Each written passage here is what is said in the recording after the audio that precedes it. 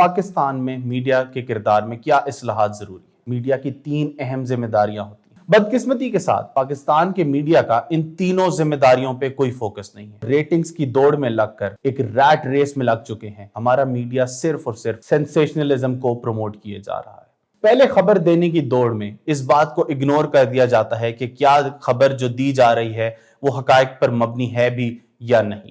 ہمارے ریگولیٹرز نہ صرف یہ ڈکٹیٹ کرتے ہیں کہ کن موضوعات پر بات ہو سکتی ہے، بلکہ وہ بات کیا ہوگی وہ اس کو بھی ڈکٹیٹ کرتے ہیں، جس کی وجہ سے میڈیا پہ ہمارے مختلف موضوعات پہ بات کیا ہونی چاہیے، کیا ہو رہی ہے، وہ بہت ریسٹرکٹ ہو جاتی ہے۔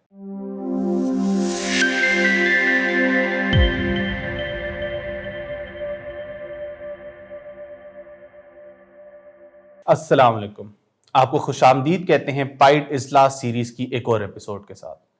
آج ہم بات کریں گے کہ ایک ملک میں میڈیا کا کیا کردار ہوتا ہے اور پاکستان میں میڈیا کے کردار میں کیا اصلاحات ضروری ہیں۔ سب سے پہلے یہ جاننا ضروری ہے کہ میڈیا کی ذمہ داریاں کیا ہیں۔ میڈیا کی 3 اہم ذمہ داریاں ہوتی ہیں: ایجوکیشن، انفارمیشن اور انٹرٹینمنٹ۔ بدقسمتی کے ساتھ پاکستان کے میڈیا کا ان تینوں ذمہ داریوں پہ کوئی فوکس نہیں ہے، بلکہ ٹی آر پی اور ریٹنگز کی دوڑ میں لگ کر ہمارا میڈیا صرف اور صرف سینسیشنلزم کو پروموٹ کیے جا رہا ہے، چاہے پرنٹ میڈیا ہو، الیکٹرانک یا سوشل میڈیا۔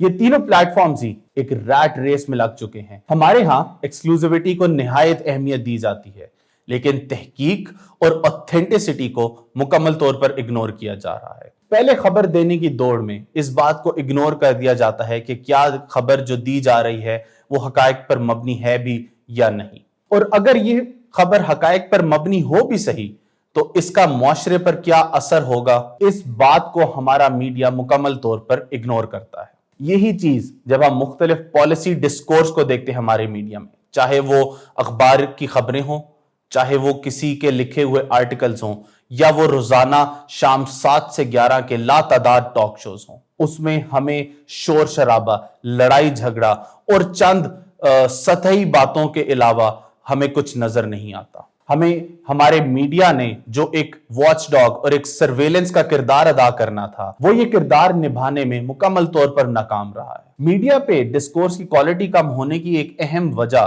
اس میں ریگولیٹرز کا کردار بھی ہے، کہ جن کا کام یہ ہے کہ وہ میڈیا انڈسٹری کو فیسیلیٹیٹ کریں، لیکن ہمارے ریگولیٹرز نہ صرف یہ ڈکٹیٹ کرتے ہیں کہ کن موضوعات پر بات ہو سکتی ہے، بلکہ وہ بات کیا ہوگی وہ اس کو بھی ڈکٹیٹ کرتے ہیں، جس کی وجہ سے میڈیا پہ ہمارے مختلف موضوعات پہ بات کیا ہونی چاہیے، کیا ہو رہی ہے، وہ بہت ریسٹرکٹ ہو جاتی ہے۔ ہمارے میڈیا ہاؤسز کا جو بزنس ماڈل ہے وہ بھی ان کی پروگریس، ان کی گروتھ میں ایک بہت بڑا بیریئر ہے۔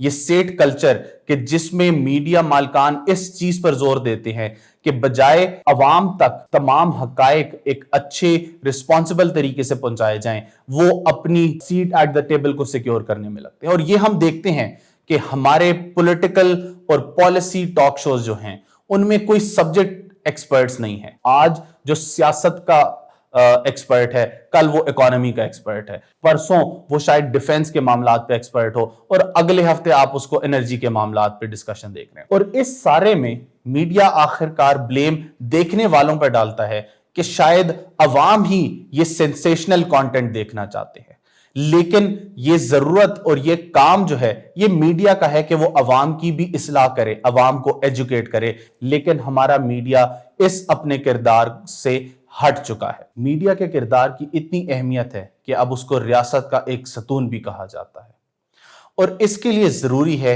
کہ اس میں چند اصلاحات کی جائیں۔ سب سے پہلی اصلاح جو نہایت ضروری ہے وہ یہ ہے کہ میڈیا ہاؤسز اپنا بزنس ماڈل چینج کریں۔ میڈیا ہاؤسز میں ایک کارپوریٹ سیٹ اپ لایا جائے تاکہ میڈیا ہاؤسز کی حکومتی اشتہارات سے فائنینشل ڈیپینڈنس کم ہو، اور جب میڈیا ہاؤسز کو حکومتی اشتہارات سے فائنینشل انڈیپینڈنس ملے گی تو ایڈیٹوریل پالیسی بھی نہایت آزادانہ طریقے سے کام کر سکے گی۔ اس لیے انتہائی اہم ہے کہ میڈیا ہاؤسز کو سیٹ کلچر سے نکال کے کارپوریٹ سیٹ اپ کی طرف لایا جائے۔ دوسری انتہائی اہم اصلاح یہ ہے کہ میڈیا پہ چلنے والے پروگرامز میں سبجیکٹ ایکسپرٹس کو انوالو کیا جائے، اور سبجیکٹ اسپیشلسٹ ان پروگرامز کا ایک پرماننٹ پارٹ ہو۔ ان پروگرام میں جہاں سیاستدانوں کو بھی مدعو کیا جاتا ہے، وہاں اس کے ساتھ ساتھ ایکسپرٹس، اکیڈیمیا اور تھنک ٹینکس کے لوگوں کو بھی لایا جائے، تاکہ عوام تک ایک مکمل حقائق موضوع کے بارے میں لائے جا سکے اور عوام اپنا ایک انفارمڈ اوپینین قائم کر سکے۔ اور تیسری اہم اصلاح جو ہے وہ ریگولیٹر سے متعلق ہے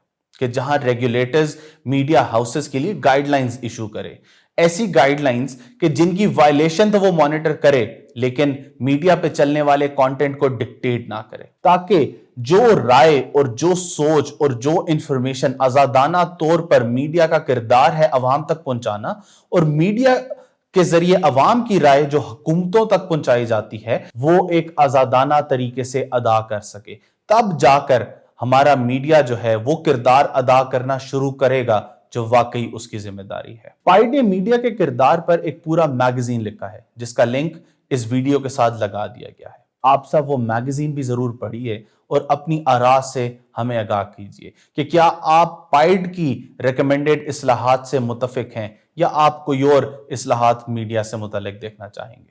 بہت شکریہ۔